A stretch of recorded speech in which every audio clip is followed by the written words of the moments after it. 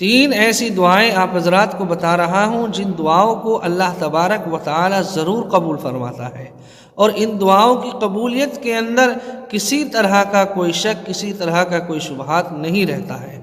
हदीस शरीफ के अंदर आता है, अल्लाह के नबी अलैहिस्सलातु वस्सलाम ने इरशाद फरमाया कि तीन दुआएं ख़ास तौर से कबूल की जाती है। पहली दुआ है वालिदैन की अपनी औलाद के हक़ में दुआ, यानी माँ बाप जो अपनी औलाद के हक़ में दुआएं करते हैं, अल्लाह ताला उन दुआओं को ज़रूर कबूल फरमाता है।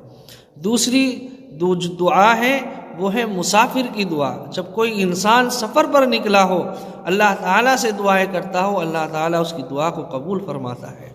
और तीसरी दुआ है मज़लूम की दुआ।